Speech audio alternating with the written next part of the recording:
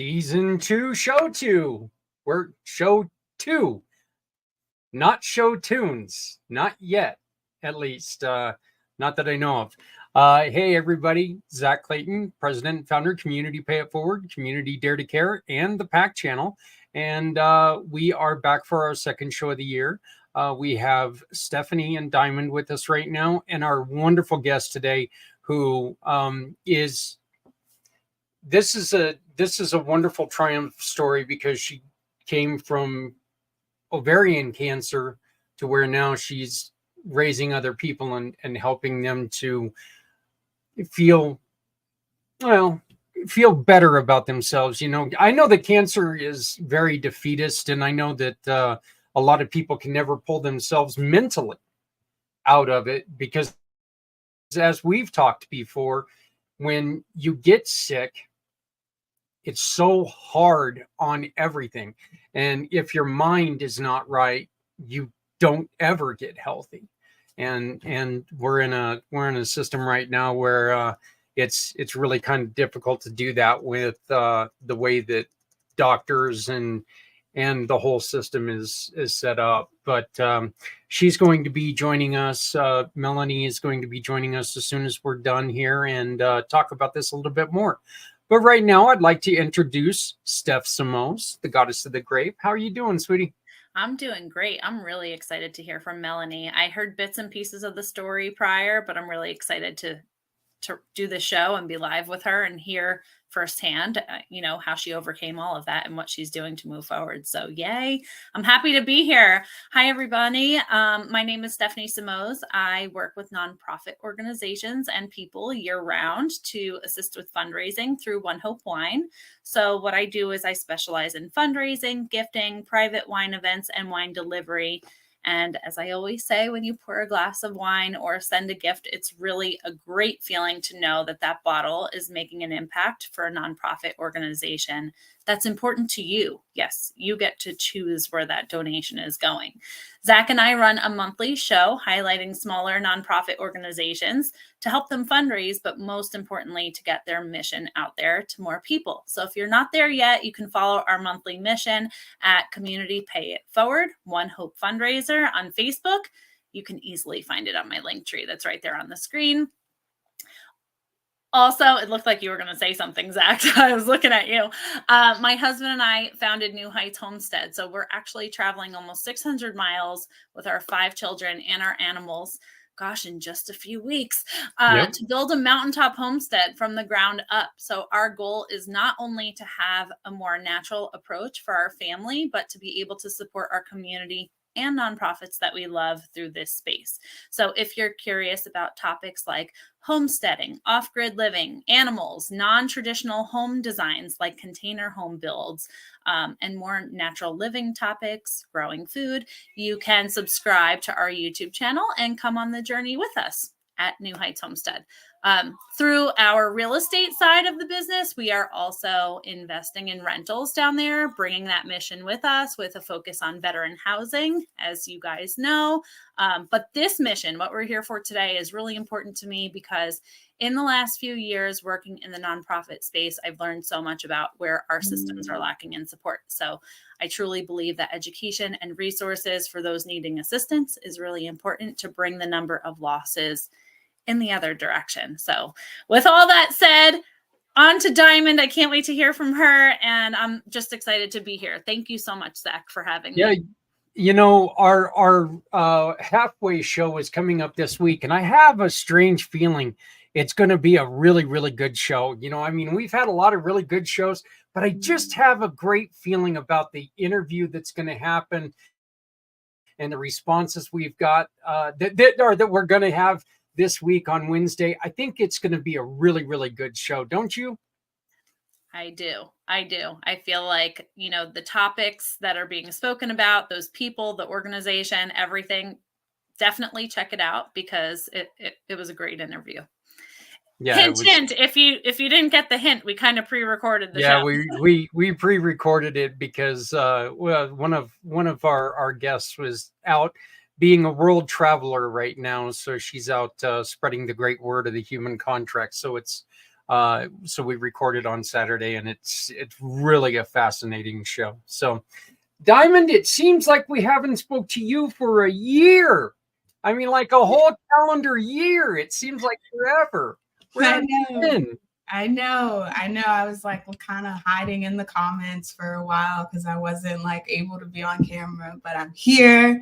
I've been looking forward to this all day, to hear just Melanie's story and to be with you guys. I was half expecting, oh my gosh, I can't remember his name, but I was half expecting him to be here, but it's all good. We are all family. We are all here in spirit. You know, the first post I saw this morning was your post about, you know, your feeling, a beautiful picture of you, and where you were just talking about how you were feeling inspired and feeling great, and it made me smile because, you know, it's just your posts are always so inspiring, and they just, there's a lot to them with very little being said, which I think is great, because I'm that guy who it takes me 43 words to say hello, you know. So you're just the opposite.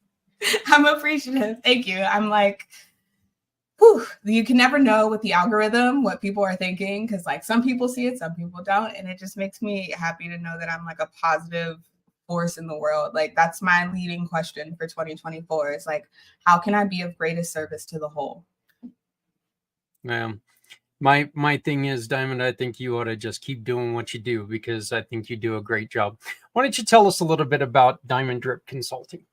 Yeah, so that is my company. And what I do in that is I have recently switched my title to intuitive business healer, because that just feels more what I'm doing. Like I assist and empower women to make aligned business decisions, and that stems from just a deeper awareness of self. I've been doing a lot of work in my absence with human design, which is this amazing tool that just, it helps you see areas in your life where you maybe let fear take the wheel instead of being able to trust that like innate voice, that innate wisdom from within that society tells us is not enough, because they want us to seek answers outside of ourselves. And it's been a really cool journey. Just one, using the tool on myself, because it's helping me heal some just childhood wounds.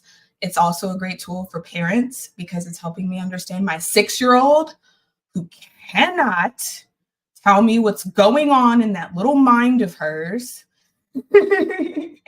And just helping other parents to see, you know, and understand their children. So Diamond Drip Consulting, it has a number of programs. The main one right now is again, helping women with their business. I deal a lot with technology and branding and marketing. So making sure that you have systems in place that allow you to do what you love and leave like the tedious emails and the text message reminders and the funnels to technology, because that's what it's there for. You plug it in, you do the ones and zeros, and it can't do what you do, which is provide an awesome transformation. So that is me. Thank you. Well, you know what? I've learned a new respect for you guys with small humans again, because you know we're taking care of a 11 and a 5-year-old right now. My wife's best friend is having surgery in. She had surgery in New Mexico, so her kids are up here in Colorado, and then it goes to -8 degrees. You know, these kids have never. They were born in Wisconsin, but they've been in New Mexico for like 5 years, you know, and all of a sudden we get this drastic weather change. And so, you know, but like it's a whole new respect, because I kind of forgot what having kids was like. All right. My child, my baby is 22 years old.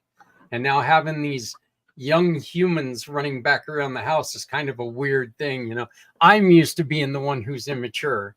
Okay, I still kind of am, but I mean, still, it is a whole new life. So, well, ladies, again, I'm excited for this. We talk a lot about how we want to make sure that we focus on every aspect that we can with mental health. And I truly, after my accident, the mental health side of recovery was probably damaged even more than the fractures in my skull, my face, and my neck. The mental health of not being able to get the help that you needed, and having people telling you, this or that.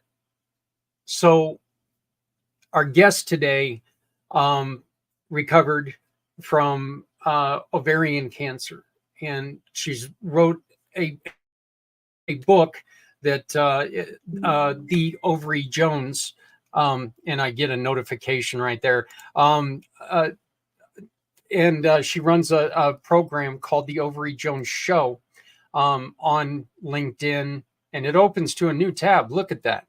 Wow, thank God I did that. But her show is actually on on YouTube. So, but you can go there. So let's just go on ahead and bring her on. Melanie, how are you?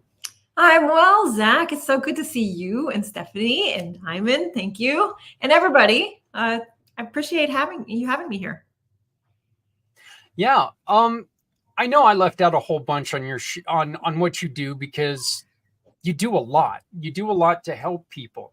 You go and you sing and lose your voice. I do not sing.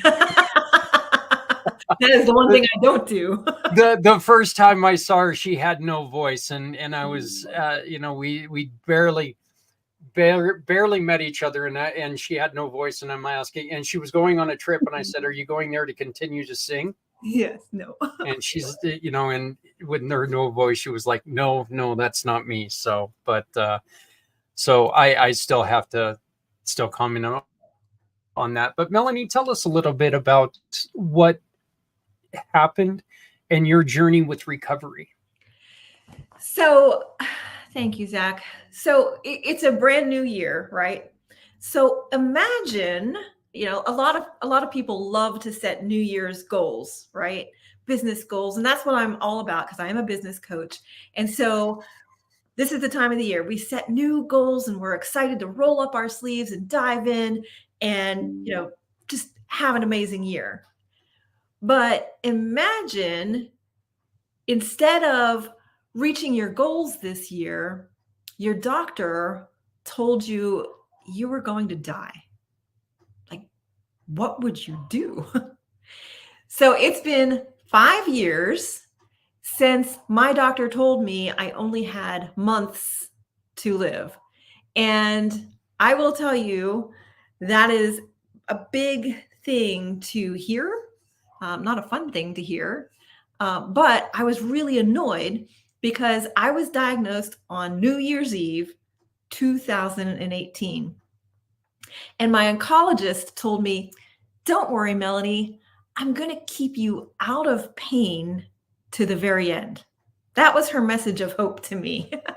I had a grapefruit-sized tumor crushing my spinal column, and it was causing me to feel like I was being electrocuted. And I was really frustrated, because I had goals for 2019, and cancer didn't make an appointment, and dying wasn't on my to-do list. So, spoiler alert, I am not dead. I had an 11% shot at survival, but thank God for that. I was right. 11 isn't 0. And friends, I'm not a bit mad that my doctor was wrong. Did it, what was the effect on you when they told you, did you kind of take it like, do you have any idea who the hell I am? And why are you telling me that I'm going to die? You don't know me. Yeah, no. It was a lot to take in, and they're doctors, right? So they've got to know.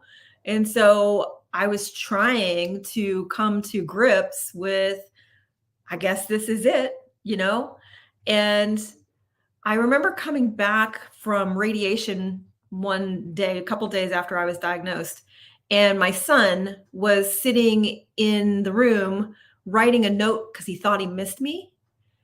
And we had a nice little visit. When he left, I picked up that notebook that he was writing in, and he said, "Mom, you don't have to worry about me. This is going to be the hardest thing I ever go through, but I'm going to get through it and you're going to be proud of me. Don't worry about me. Enjoy heaven. And that's when it got really real, really fast. And, what do you do? And I was so consumed in mourning my own passing that I almost forgot that I was still alive. And I think that's the one thing that we all have to do. Everybody watching, you guys here, we're alive. And it's a gift. And if we can stay present in the moment, who knows how much time we all have left? Nobody knows that, but we're all right here, right now. When was it that the switch in your head, when was it that it was like, you know what? I'm not dead. I don't want to die. I'm going to make a change to things. And what was it that brought that on? Well, I always knew I didn't want to die, first of all, but I wasn't kind of like, okay. But it took me a little bit, and it took a really wise coach and colleague who said to me, what would it take, Melanie, for you to be thankful for your cancer? I thought she had fallen off her rocker and hit her little head, like there is no way I could be thankful for my cancer. But she really persisted. What would it take for you to be thankful right here, right now, in the moment? And it really planted a seed. And I started focusing on, okay, what am I grateful for? And the first thing I was grateful for is that I didn't get hit by a bus. I mean, I had time to tell my family, tell everybody how much I love them. And, I had that time. And then, of course, as time started to progress, I started really focusing on my gratitude and more what I could be thankful for and staying in the moment, because we spend so much of our time worrying about the future or regretting the past that we're just not right here in the moment. And right here in the moment, we're all good. Diamond, did you have anything? Oh, I was literally just scratching my head, but I do agree. Like, we do spend a lot of time living in the past or thinking about the future. So to be present and grateful for the moment is just such a blessing. But I'm going to say blessing. So blessing's just fine. Stephanie? I'll jump in. So obviously, I mean, you went through probably standard treatment as they recommended, right? Or was there anything that you did differently than most people in your situation would do? Because you came out with different results. So, was it your mindset? Was it different activities? Did you do things in addition to what the doctors were recommending for you? I'm just curious what approach you took to the whole situation. Yeah. So I always say that I am here because God hasn't called me home yet. Right. So I will always go back to that. I didn't cure my cancer. However, what I will say is we can have a whole big, huge impact on our lives in every aspect with our mindset. And so there is research finally now that is catching up to us, and it is confirming the role mindset plays on our health. So there's a study of breast cancer patients showing the impact of integrating mind with the body care. And those patients who focused on their mindset and did all the things, the bulking surgery, the chemo, the whatever, we've got great doctors focusing on our bodies. But when we integrate the mindset piece of that and really work on the mental health side, those patients had a 45% lower risk of recurrence and a 56% lower risk of dying from breast cancer.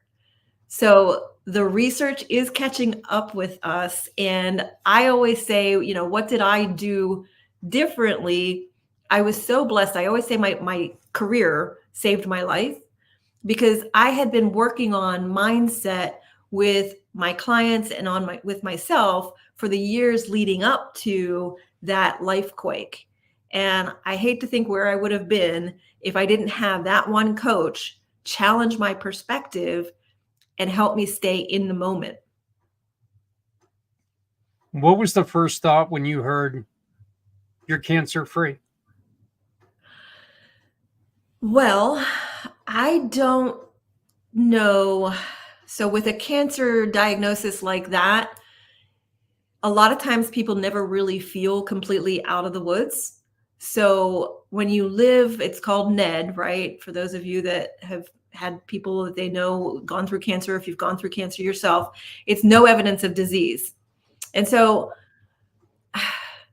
there's all kinds of feelings. And this is kind of something I've been focusing on with my podcast lately, is the survivorhood, because we have a lot of feelings dealing with the diagnosis, but we've got all kinds of people helping us through all of the battle. But when we get that survivor title, then everybody, suddenly kind of gone. We don't have a team of oncologists anymore monitoring our every thought and move and, action.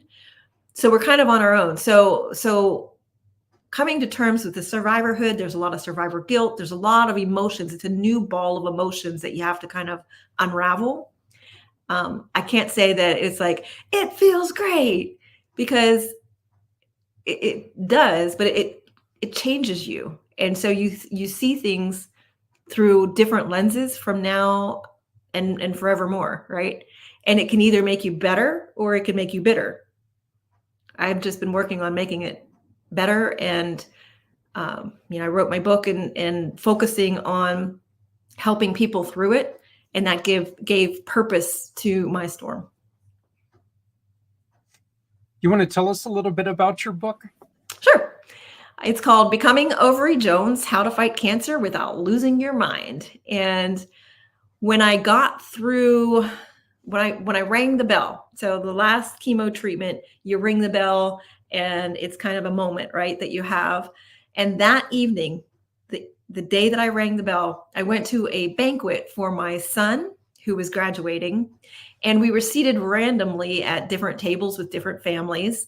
And so I got to talking to the guy across from me, and I just said, "So what do you do for a living?" And he said, "I'm a gynecological oncologist." I said, "Of course you are, because I can't get rid of you people." And I told him that I had just rung the bell that day. He made fun of my, just, in kindly, but teased that he could see my wig. And it wasn't that great of a wig. I trust me. But we got to talking, and he commented on my attitude. And I said, well, it just happens to be that I am a business success coach, and we work a lot on mindset. And of course, the old saying, attitude determines your altitude. So attitude's a big part of it. And he said these 3 words that I never forgot, which is mindset impacts outcomes.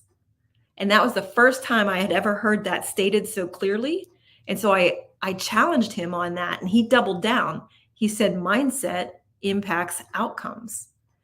And I thought, why am I just learning about this the day I rang the bell? Why didn't I learn about this when I was just newly diagnosed? And so it has been my mission ever since to be talking about mindset impacts outcomes in every aspect of our life. And I have been banging that drum ever since. What, with those 3 words, what was the biggest change that you felt?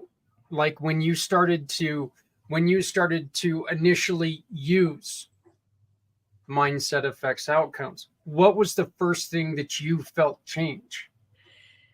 So Zach, what I felt when I heard those words, because again, it was at the end, what I felt was confirmation. And I thought, exactly, that's what I've been talking about, right? And so I could feel it early in the diagnosis when I started to make the shift from woe is me, this always happens to me, some of the inner critic mindset pieces that we all kind of wrestle with, doom and gloom, to what am I thankful for? How can I stay present in the moment? What can I do to for other people? There were a lot of things, actually, is kind of what the whole book is about. But the feeling is night and day, because instead of the negativity, you're tapping into, I'm still here. I still have purpose. Until I draw my last breath, I still have purpose on this planet. And when you have a purpose-driven life, it's just different in a beautiful way. Ladies? Oh my gosh, I'm just like loving it so much, because this is exactly like the work that I've been doing, like uncovering that link between the mind and the body, and how the mind can just like, especially once it's been conditioned, like I literally read today that for generator children with sacral authority, they're supposed to respond with like and sacral sounds. But in this society, we've been conditioned to believe that those are impolite. And so what happens is they suppress that just innate urge to express themselves in that way. And it develops into like thyroid issues, because their voice is like, literally they're having to like resist this innate purge. And like those instances of kind of like conditioning and trauma to the body at that young age, as we like mature, like that shows up as health issues. Mm-hmm. It shows up as, you know, all of this. So it's just one of those things where it's like, I am like so happy that like you had already started the path of like mindset work with the business success coaching. And when you got that, you know, terminal diagnosis, it was like, this is just, you know, that like, this is one of the things. It's like the obstacle is not going to get bigger. The person is going to get bigger, and I'm going to get through this. So I'm just like, I love that, Diamond. I absolutely love that. And it is so true. And it's every aspect, it permeates every aspect of our life. So surgeons are intrigued and fascinated by the will to live, right? Why can some patients just go through Herculean strength to overcome, you know, impossible odds, and, you know, while others don't? But, you know, sports enthusiasts are just obsessed with the will to win, right? And of course, as business coaches, we're fascinated with the will to succeed. But that will, that mindset permeates every aspect of our life. I have a friend of mine who is a very successful, good-looking guy, and he was successful in every other area of his life, but he was alone. He could not find love. And he had everything going for him. So women were not scarce. But as soon as one would, his words, scratch at his heart, as soon as he felt like he was falling, he would Forrest Gump it right out the door. And he finally hired a relationship coach. And in their first session, the light bulb came on, and he realized he associated love with pain. And even his language, scratching his heart and falling, indicated his deep-seated belief that love equals pain. And that's what kept him from what he wanted the most. So every aspect of our life is impacted by our mindset. And I'm just so fascinated by that. This is just the very beginning. We're just now getting confirmation by the research that, you know, the power of the mind. So this is all we're going, I foresee, you know, this is Martin Luther King Day, right? So I have a dream that as we move forward into the future, we're going to learn how to harness the power of our mind more and more and more. And I can't even imagine what we're going to be able to accomplish and what we're going to be able to do and how healthy we're going to be able to be harnessing the power of our mind. I'm excited. Stephanie?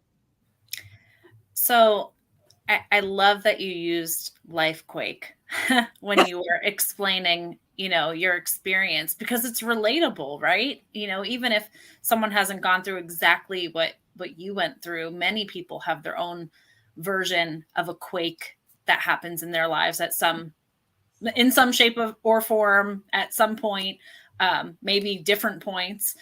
But I love that so much. Mindset impacts outcomes. And I truly do believe, well, the people who are successful are open to growing and open to learning more, right? So it all really does make a lot of sense. And so your purpose is really to help people now that are going through something, right? Through your book, is that helping people, like, guide them through their kind of quake in their lives in different ways? Yes, Stephanie. So I appreciate you bringing that up, because my life quake was cancer. It's not the only life quake, unfortunately, that I will go through. I'll have more storms in life. We all go through storms in life. Mine happened to be called cancer, but you all have gone through challenges also. We are either going into a storm, we're in a storm, or we're coming out of a storm. That's life, right? And if we're waiting until everything's right to be happy, we're missing out on a lot of life. So we can't just wait until all of the things are just right. We've got to figure out how to dance in the storms, how to have meaning and find purpose in the storms. And what are we growing? What are we learning? So, and I appreciate you also, Stephanie, bringing up my purpose, because writing Becoming Ovary Jones was definitely something that, talk about mindset. Anytime you're writing and you're pouring your heart out, you always have that little Miss Mediocrity whispering in your ear. Nobody's going to read this. Who do you think you are, an author? And I kept flicking Miss Mediocrity off my shoulder day in and day out.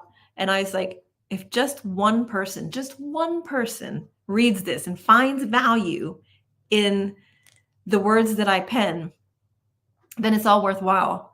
And I will say, I didn't expect it to become an Amazon bestseller. I didn't expect people to write messages. Like, I never even thought, when I've read great books before, to look up the author and track them down on social media. So I was really surprised. The first message I got was from a woman named Keisha, and she's from the UK. And she wrote, "You got me through my darkest days. Love to you, Miss Ovary Jones." And I have memorized those words because they meant so much to me. And it didn't matter if I never got any messages ever again. That one message, Keisha, was the one that I wrote that book for. And it's just been incredible. So my purpose on this planet is to become while helping others to become, because we're always becoming. There is no finish line. So, and every year I kind of play around with what I'm becoming. So I am becoming resilient. I am becoming impactful. And I'm ultimately becoming more and more fulfilled every day, every hour. And I'm helping others become resilient, impactful, and fulfilled. So unfortunately, my internet is starting to fluctuate due to this wonderful weather the United States is going through. So if I lose you guys, I'm sorry. I will get back in as soon as I can. But I'm loving this conversation. Tell me this, Melanie, what is a New Year's resolution like for you now? Because this happened on New Year's Eve. And now it's got to be so much more, even if it's not per se a resolution, it's got to be so much more powerful now, because now you've seen the ugly face of the demise. So every year, thank you, Zach, every year now, I try to slip away around New Year's to reflect. And so when we go through a life quake, it's just not one chapter ends and a new chapter begins. When you really go through a life quake, it shakes you up. The pieces fall apart, and the pieces don't always go back together quite the same. You never see life quite the same again. And so I have a friend of mine whose wife beat ovarian cancer 22 years ago.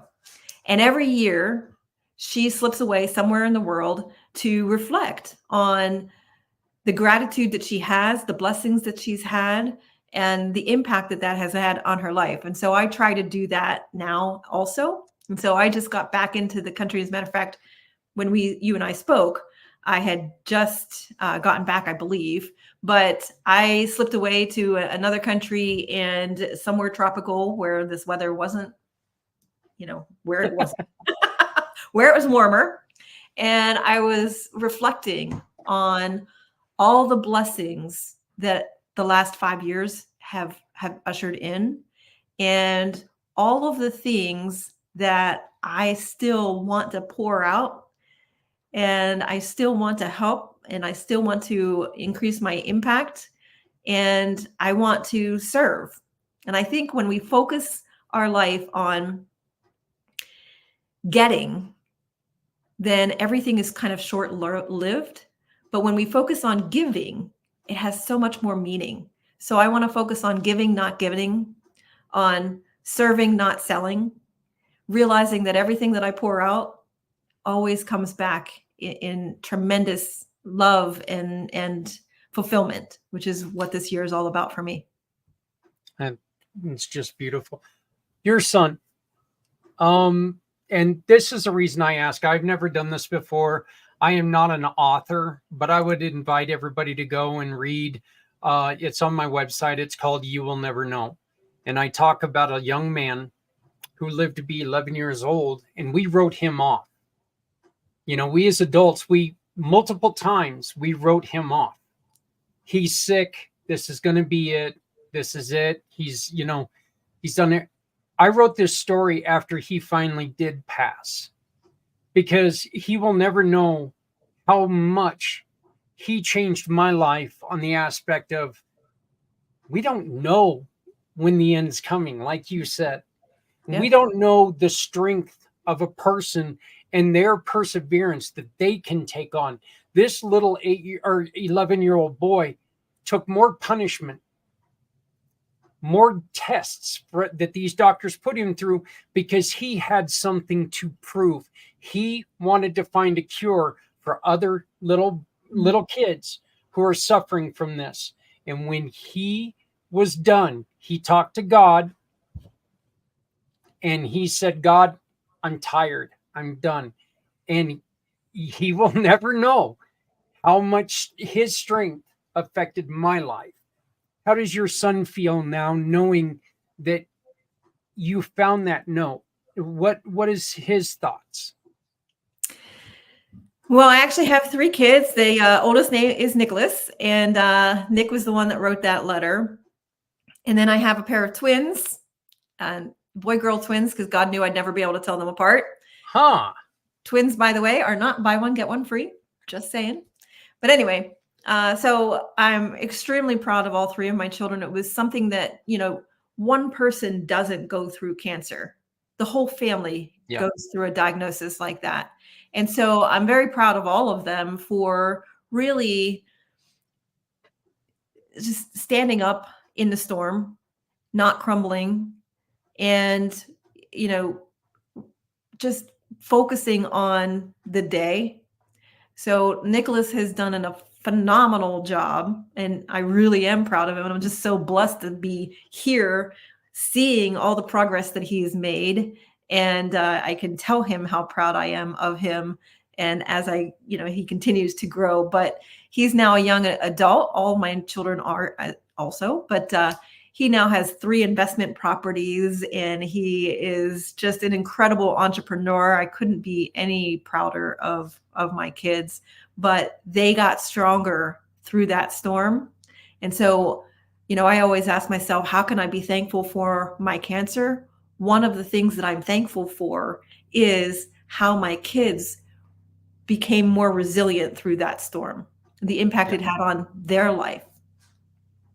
Well, Stephanie, if you had nothing else to talk to her about, we've got something now, huh?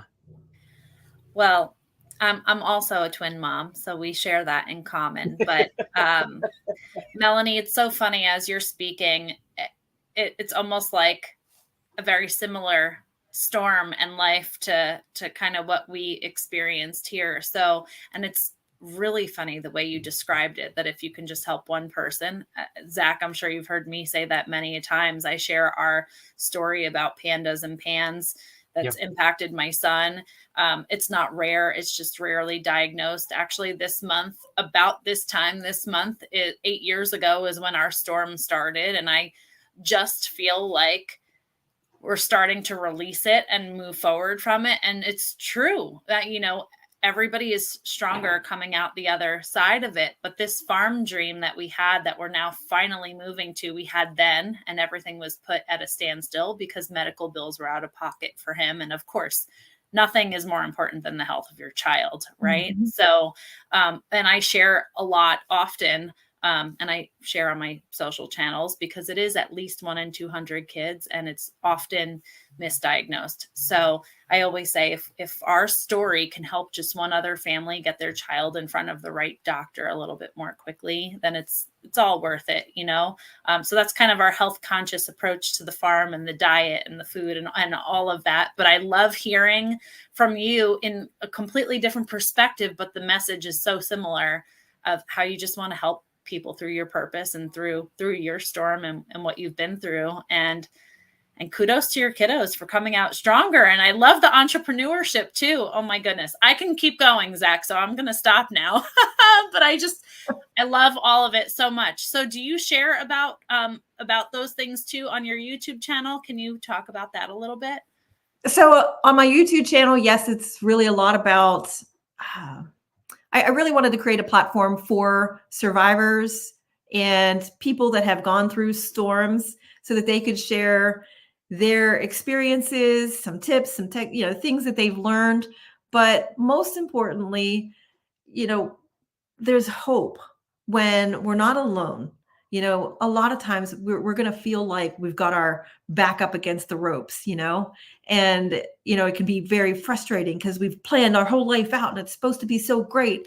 And now I didn't expect this storm to blow in, right?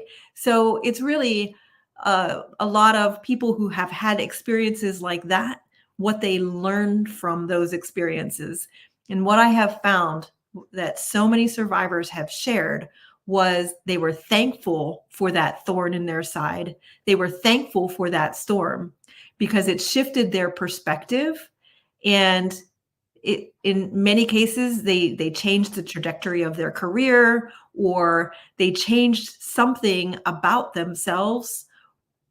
And they now live on purpose, much more intentionally, grateful every day for that storm. So, the pieces don't go back together exactly the way they fell apart.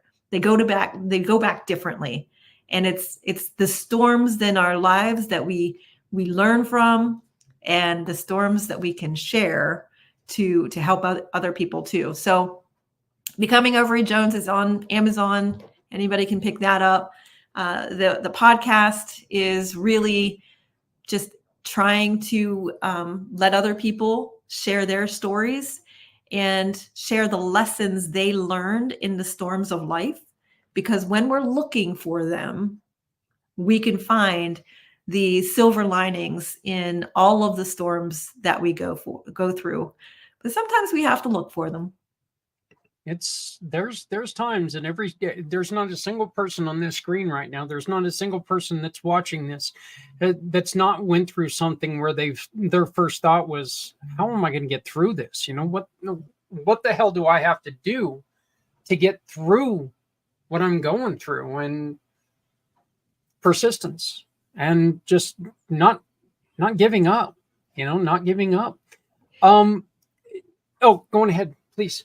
Well, we're also better together. So research shows that the Holocaust survivors who actually talked about the ugly, the worst of it, and they actually talked about it, they did far better rebounding. So talking about it, sharing it. And I would say anybody who feels like you've got your back up against the ropes for whatever reason, how can you be thankful for this thorn in your side? And I know right away it's hard to come up with something, but really challenge yourself, dig deep, and find things that you can be thankful for in the moment. I had a client about 7 or 8 years ago got into coaching. And it's always fascinating to me why people get into coaching. You know, some people want to grow their businesses. Some people, you know, want to manage their day better or have less stress or whatever it is. But Carrie got into coaching and she was in her mid 60s. And so a lot of times people get into our coaching program because we're really big, honestly, in financial advisors world, mortgage, insurance, like sales, heavy sales related, you know, very, very corporate. So when Carrie got into coaching, she was in her mid 60s and her husband had just passed away recently of 40 years.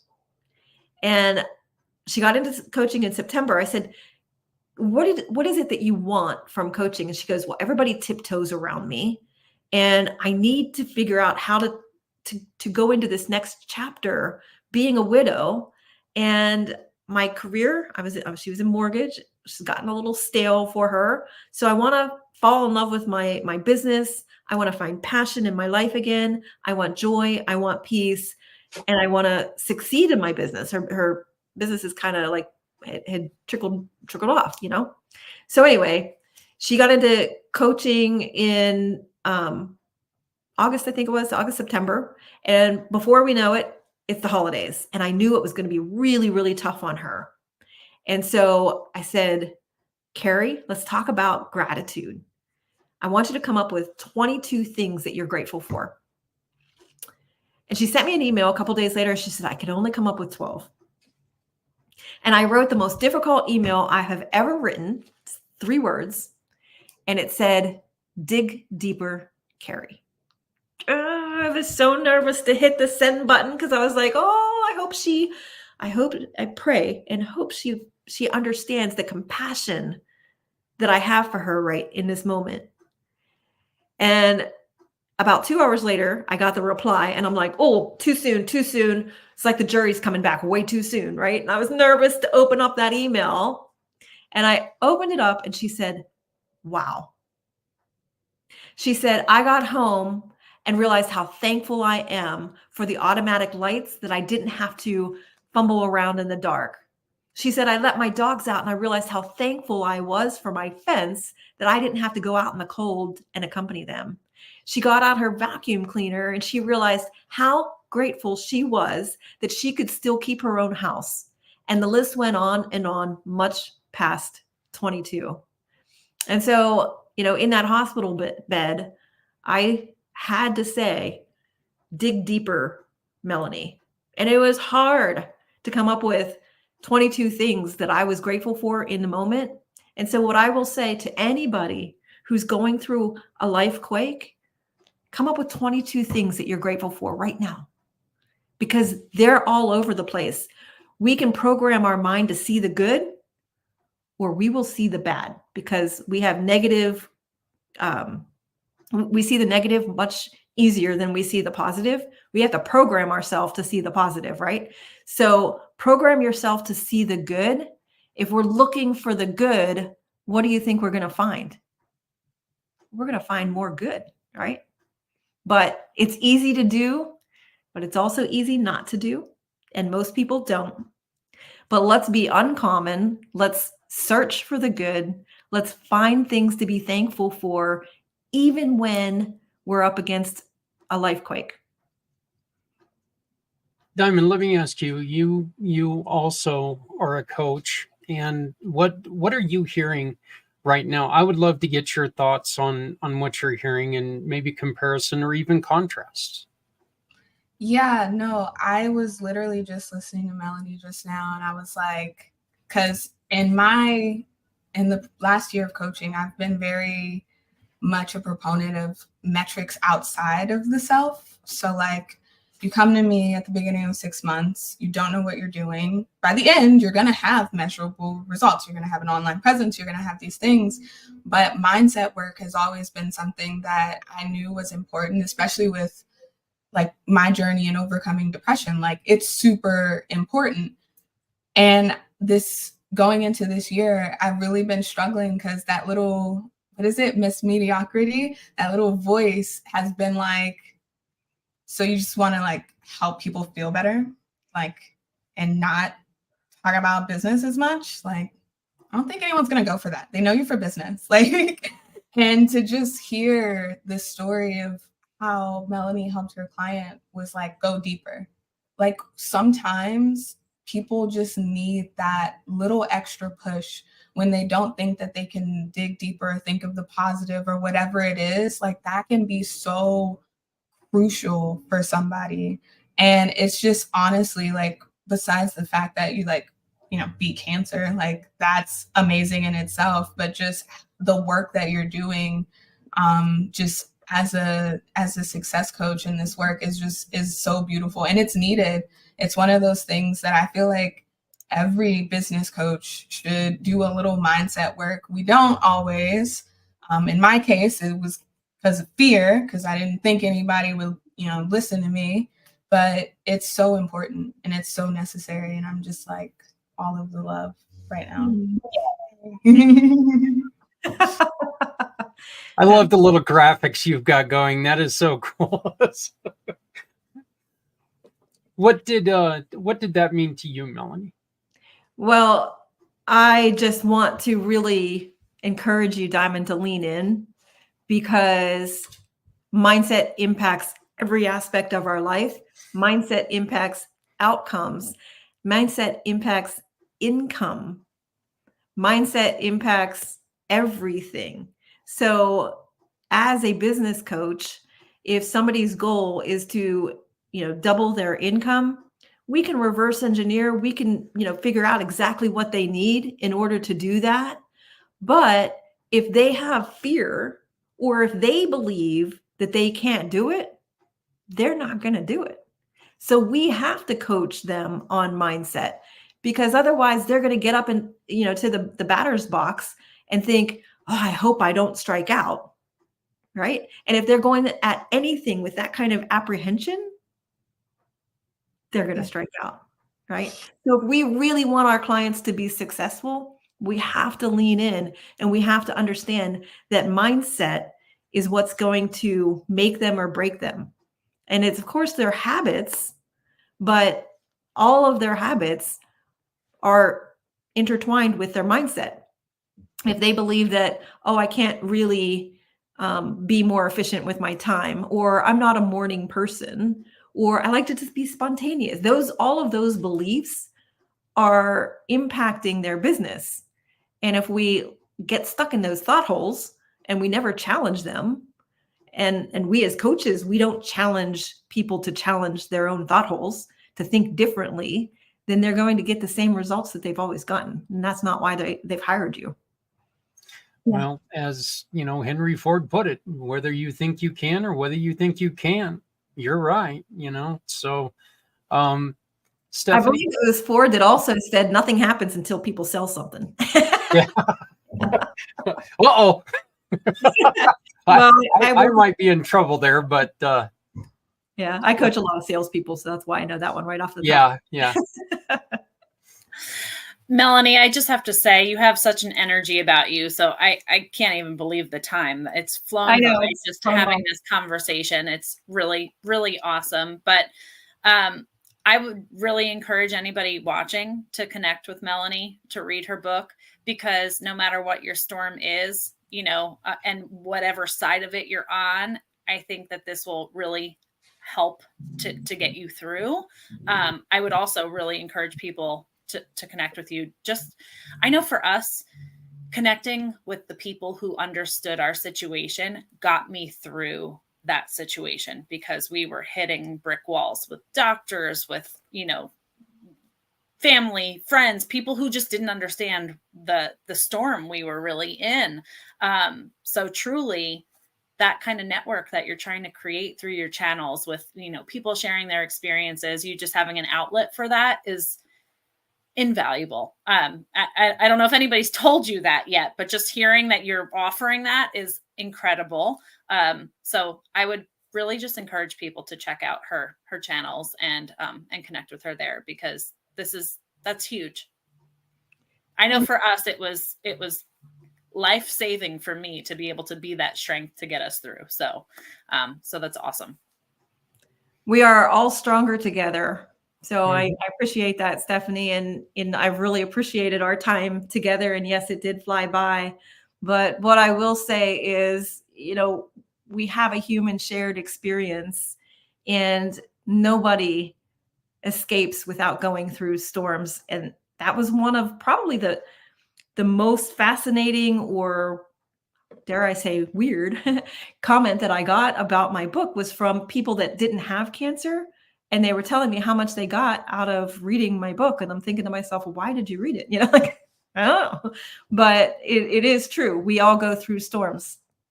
For me, the big one, it was called cancer, but we all go through different storms. We all have to do the same thing, which is build up a healthy, strong, thriving mindset.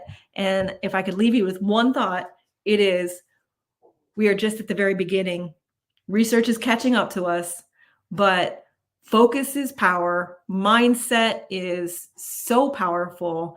And if you want to level up your business, if you want to be healthier, if you want to, whatever you want to do, it's going to come down to your mindset. So 2024, brand new year, let's crush some goals and see what kind of an impact we can make in our communities. We say it every show, no one needs to go it alone when we all come together. This is the perfect way to, unfortunately, have to bring this show to an end, because again, this show just needs to be longer. That's all there is to it. Unfortunately, we're all a little busy. I do want to bring this up, and I brought it up, in which you all will hear it on Wednesday, but I brought it up with our last guest. I met Melanie right here on Event Raptor at 2:00 tomorrow, Eastern. They have a meeting. Go to this website, get into that meeting, because you meet some wonderful people. You hear some wonderful stories. And if you're a podcaster, if you're a storyteller, if you're a speaker, it's a free networking program, and there are people from everywhere. And they're not paying me to put this up there. I'm putting this up there because Melanie, our guests from Wednesday night, I've met these great people from here. Everyone has a story to tell. We need to make sure we're telling each other stories. Melanie, thank you for coming and telling us your story. Thank you so very much. I appreciate it. When does your show air? Well, I know consistency is a big thing. I happen to have my fingers in a whole lot of things right now. So I have a lot of previous episodes. I just did my 5-year episode from Antigua. It was, just me actually, which I have guests. I've never actually done just a solo show, but I did do a solo show from Antigua, just talking about, survivorhood and the new, just being 5 years. But I do have a lot of good guests coming up. So kind of just be on the lookout, and hopefully connect with me on LinkedIn. You'll always see them. All right. Your LinkedIn is, wrong one. All right. There you go. So there's your LinkedIn. People can always get a hold of you. So Stephanie, before you have to disappear, what have you learned today? There's a lot of strength in community, and Melanie's providing a strong foundation for that. And you are incredible for getting through what you went through. I just want to leave with that. There's a reason why you're here. You're meant to be here. It's a God. Thanks for being here on the show. Thank you. Diamond? Yeah, the thing that I learned is something that I think I probably said it on our episode, but it's to feel the fear and do it anyway, because mindset is so important. It's one of those things that but you forget, because for whatever reason, life be lifing, and we forget that we have control over how we interpret the world that we live in. So I'm just really grateful for your presence here. Oh, thank you, Diamond. Look, and I'm just going to say it. Nobody has to go it alone when we all come together. And that's what we've learned. I want to thank you, all three of you, thank you so very much. Ladies, we will be talking to you two again next week.